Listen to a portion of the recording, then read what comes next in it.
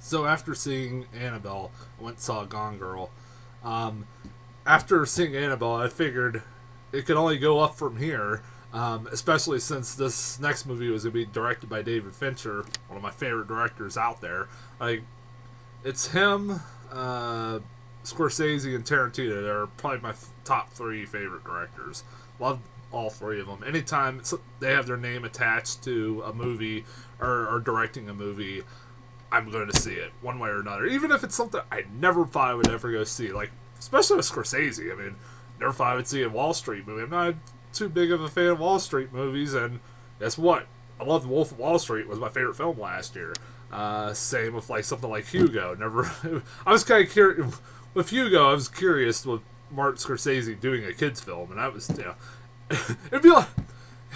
Now I say that, I want to see David Fincher try to make a kids movie. That could be fucking hysterical. I want to see that. Seriously, David Fincher, you gotta do that. That would be really great. Or Tarantino. That'd be more off the wall.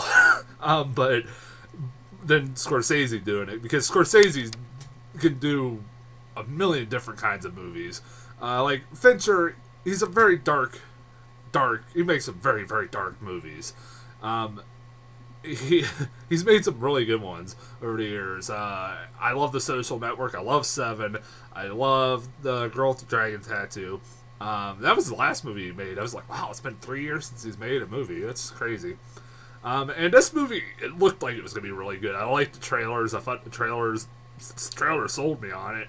It definitely is like, well, that's a David Fincher movie. It looks like this might be right up his fucking alley. It looked like it was going to be a dark film mystery.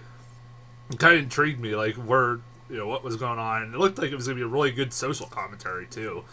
I was intrigued on it, and I never read the book, and I hear really good things about the book.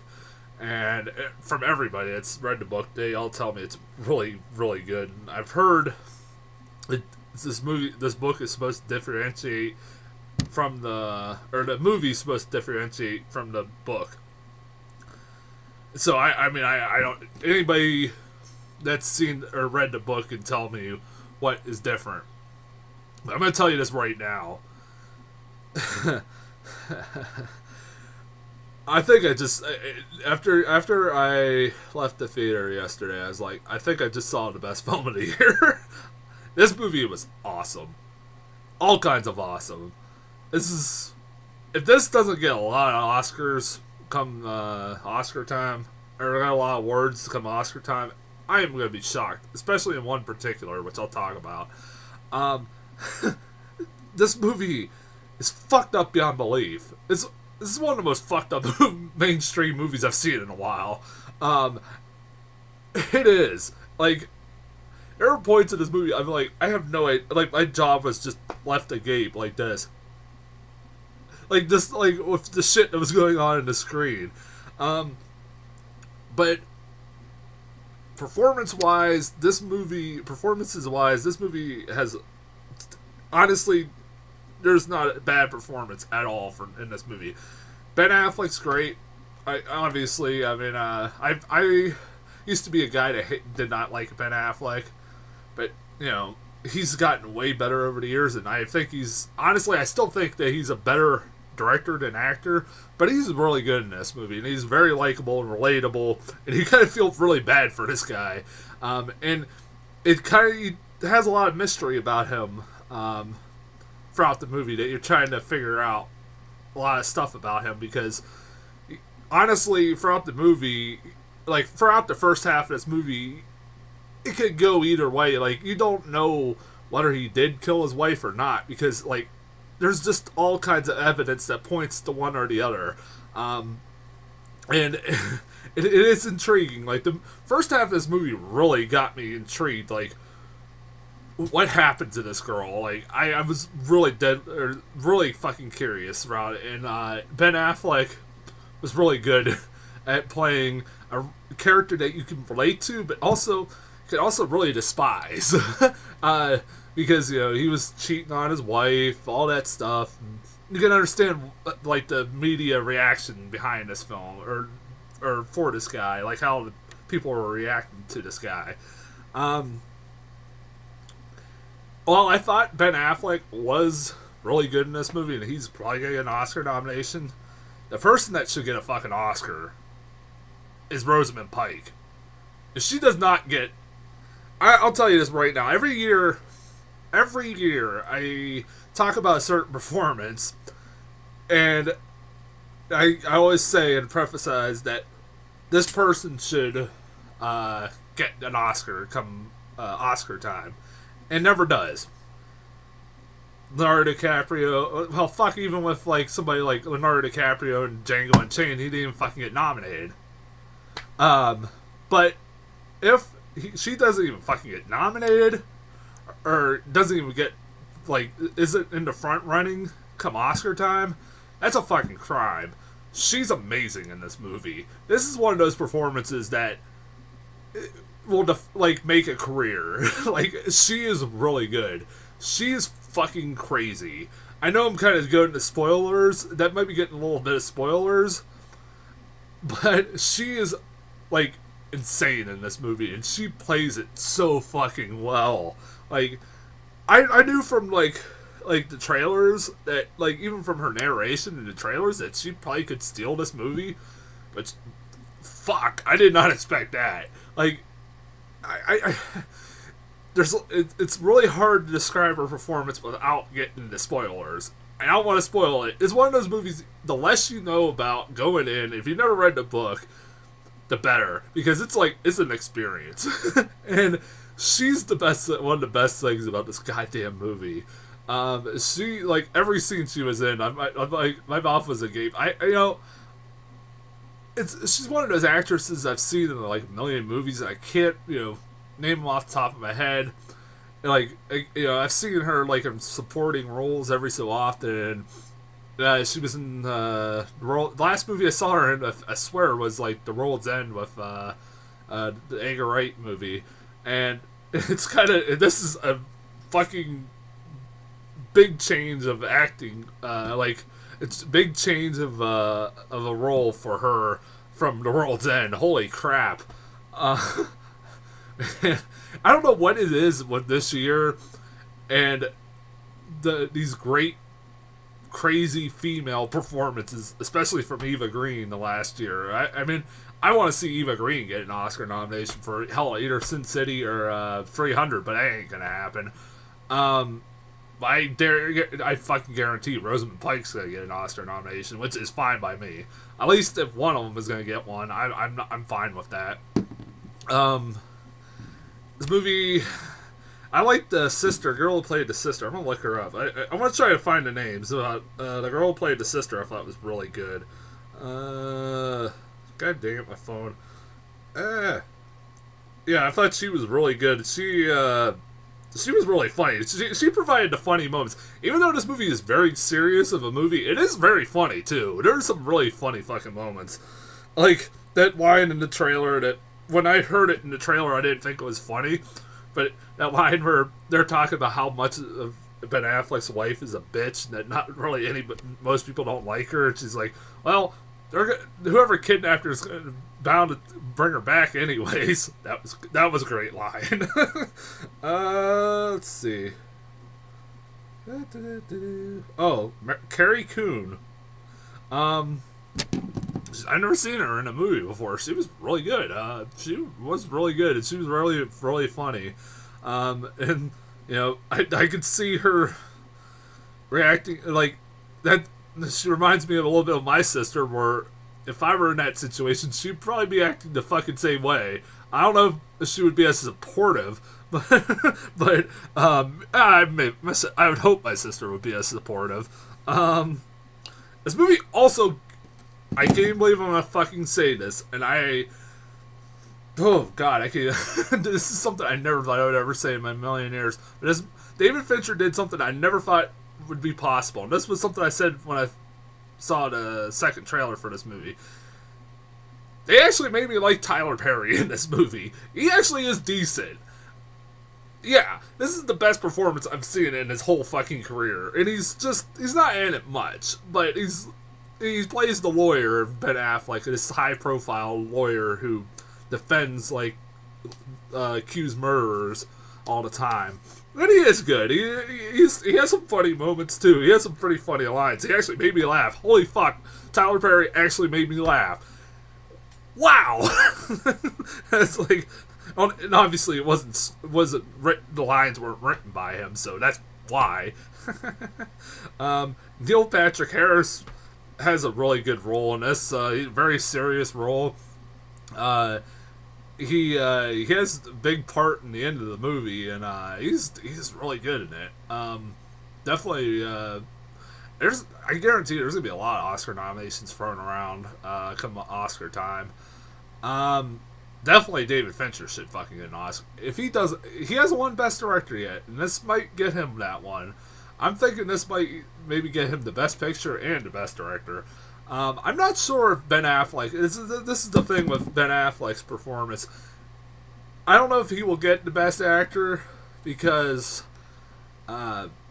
honestly, I haven't seen Birdman yet, and everybody says Michael Keaton is just fucking a dead giveaway for Oscars, and I could see him being, his performance being better than Ben Affleck. So I'm not dissing Ben Affleck at all. I just thought Rosamund Pike did a lot better. This movie, I can't express enough. This is one of those movies I don't want to give away too much.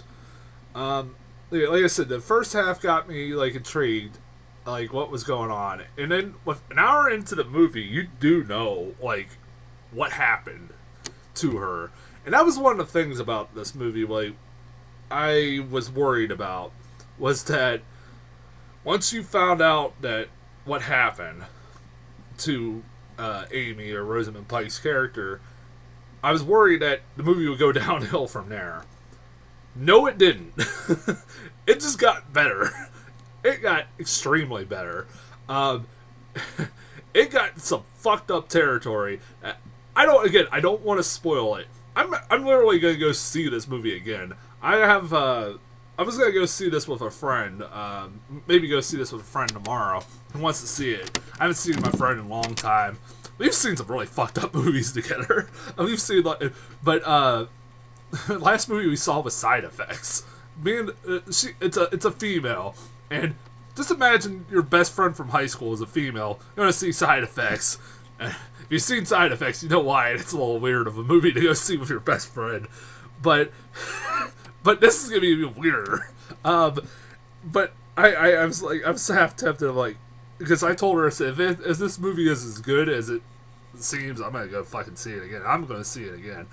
I want to go see this movie again. I want to keep supporting this movie. I hope this movie makes shitloads of money.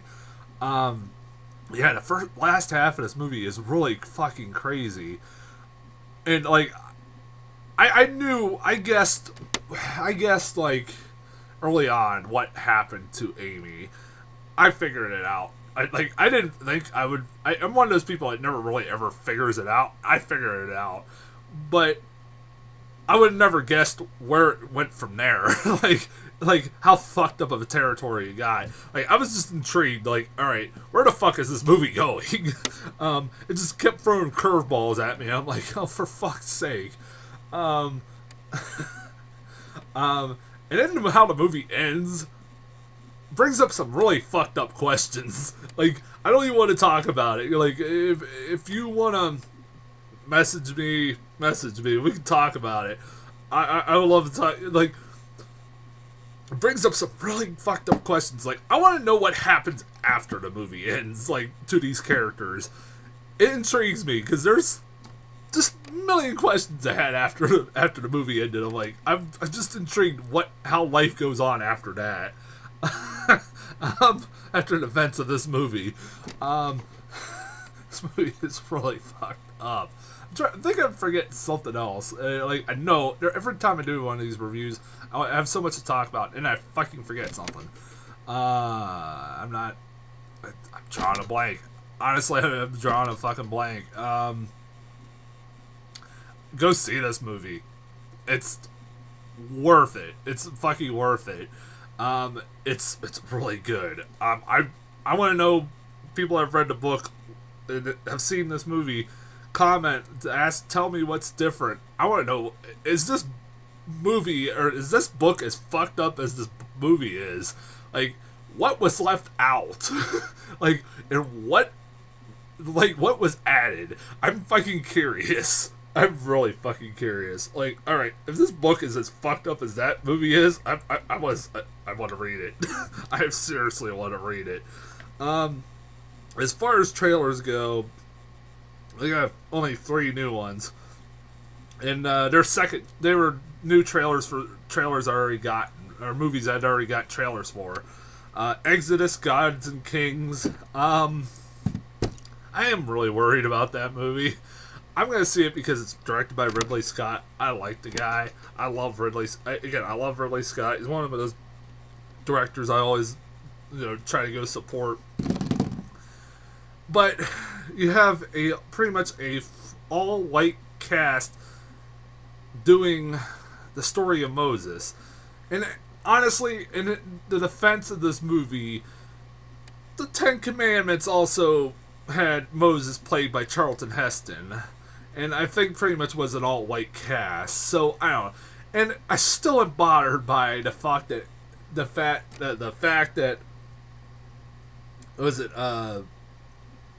the guy who plays Ramses, it's fucking obvious that is prosthetic makeup. He's like, given brown face and everything else, and it's so bad. Like, it looks so bad. And and I'm hearing it did, like, once I talked about the first trailer, I went online and see if anybody else was talking about this. And yeah, everybody, like, there's an outcry of racism from this movie. No fucking shock. I got the new trailer for Interstellar. I'm still really intrigued by this movie. It kind of looks it looks like it's gonna be really awesome. I like the scenes that are shown in this one where they land on a different planet and there's like a huge fucking tidal wave coming towards them. Holy shit. That was fucking crazy. I'm worried about this movie. The only reason I'm dreading this movie is that when I'm going to do a pre-screening of this, obviously, and I think the same day, there's going to be probably a pre-screening of Big Hero 6, which I want to see too. So, Big Hero 6, and then Interstellar I'll see. The problem is, I might have to split those movies up, because Interstellar, I just found out, is going to be about 3 hours long. So, and it's that's one of those movies, like, when you see the trailer, you're like, yeah, that's going to be a long fucking movie. I just from the fucking trailer, I can tell it's going to be a long movie. And it's going to be almost 3 hours long. That means I would be sitting in the theater for, like, fucking, oh, God. I was in the theater for like 6 hours for Con Girl and Annabelle. I can imagine maybe 7. Oh my god, I don't know if I want to fucking do that. I don't know. I don't know if I want to do that. I don't know. I have to sit and think about that one. And then I think there's also The Hobbit. The same thing happens with The Hobbit, with Exodus, Gods and Kings, and The Hobbit both coming out at the same time. That means I'm going to have to be at the movie theaters for very late. Usually The Hobbit, they do midnight screenings, so I'll be stuck doing that. And then the last new trailer I got was The Hunger Games Mockingjay Part 1. It looks like it's going to be good. I mean, there's not much I can really say about it. It looks like... It looks intriguing. It looks like it's going to finally go into really fucking dark territory, hopefully. I've heard this book is really fucking dark and really messed up. I've heard of about some of the things that happened in this movie, or in the book. I'm kind of intrigued how fucking dark this movie will go. It's really, like, it seems really fucked up, so I don't know. But, go see Gone Girl. Don't see Annabelle. I'll be back next week. I'll be back next week with first a review for ABC's The Death 2, which will be part of my one horror movie a week reviews. And also I'll be back with The Judge too. on Thursday or Friday. Until then, I'll see you guys later.